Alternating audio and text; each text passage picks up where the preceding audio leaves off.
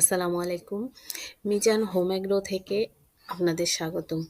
আমি আপনাদের দেখাচ্ছি আমাদের বাস্তব অভিজ্ঞতা থেকে পেকিং স্টার হাঁস পালন পদ্ধতি শুরু থেকে শেষ একটি সিরিজ আকারে প্রকাশ করতেছি আমি। আমি ১ম পর্বে আপনাদেরকে ঘর তৈরি কিছু প্রাথমিক ধারণা দিয়েছি এবং আপনারা যদি ১ম পর্বে পাঠসমূহ না দেখে থাকেন তাহলে আমাদের YouTube channel Mizan home agro থেকে দেখে আসতে পারবেন।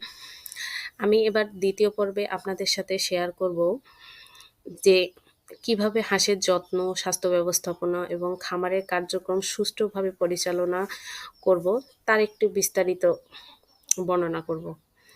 হাঁসের দ্রুত বৃদ্ধি এবং ভালো স্বাস্থ্য নিশ্চিত করতে সঠিক সময়ে খাদ্য দেওয়া কিন্তু অত্যন্ত গুরুত্বপূর্ণ। প্রতিদিনের খাদ্য তালিকায় আমরা হাঁসের যে ফিড দিব, সে ফিডগুলোর পরিমাণ বয়স অনুযায়ী নির্ধারণ করব। দিনে ২ থেকে ৩ বার কিন্তু খাদ্য সরবরাহ করব এবং পর্যাপ্ত পরিমাণ পানির ব্যবস্থা করব। নিয়মিত হাঁসের শারীরিক পরিবর্তন কিন্তু খুব ভালোভাবে খেয়াল করব এবং হাঁসের মধ্যে যদি কোনো অসুস্থতার লক্ষণ দেখি তাহলে কিন্তু দ্রুত চিকিৎসকের পরামর্শ নেব। সঠিক পরিষ্কার পরিচ্ছন্নতার মাধ্যমে জীবাণুমুক্ত পরিবেশ বজায় রাখব।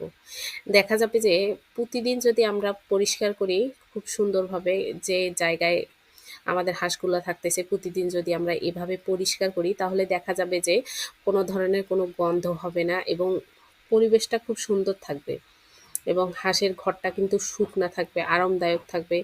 পর্যাপ্ত পরিমাণ রোদ আসলে হাঁসের ঘরটি শুকনা থাকবে। নিয়মিত যদি বর্জ্য অপসারণ করি তাহলে কিন্তু আমাদের পরিবেশ দূষণ অনেকাংশে লাঘব হবে।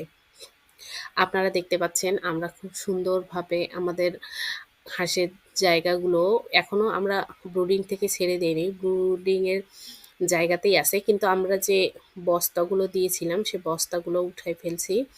এখন আমাদের হাঁসগুলাকে এক সাইডে করে দিয়ে আমরা খুব সুন্দরভাবে জায়গাটাকে পরিষ্কার করে নিচ্ছি।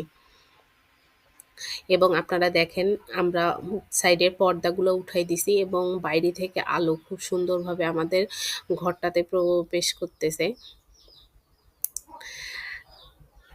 তারপর দেখেন পাইপ দিয়ে সুন্দরভাবে পরিষ্কার করে দিচ্ছি। পিকিং স্টার হাঁস সাধারণত ৪৫ থেকে ৬০ দিনের মধ্যেই কিন্তু বাজারজাত করার জন্য প্রস্তুত হয়। তাই তাদের উপর অতিরিক্ত চাপ না দেব এবং নিয়মিত খাদ্য দেওয়ার পর আমরা খেয়াল করব যে বাচ্চাদের গ্রোথ ঠিক মতো হচ্ছে কিনা।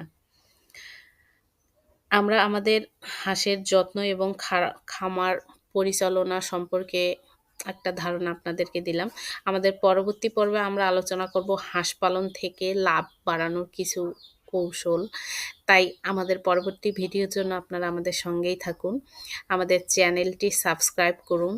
ভিডিওটি যদি আপনাদের ভালো লাগে তাহলে ভিডিওটিতে একটা লাইক দিবেন এবং আপনাদের বন্ধুদের সাথে শেয়ার করবেন। ধন্যবাদ সবাইকে। ভালো থাকুন, সুস্থ থাকুন আর আমাদের সঙ্গেই থাকুন। আমাদের চ্যানেলটিকে সাবস্ক্রাইব করুন, মিজান হোম এগ্রো।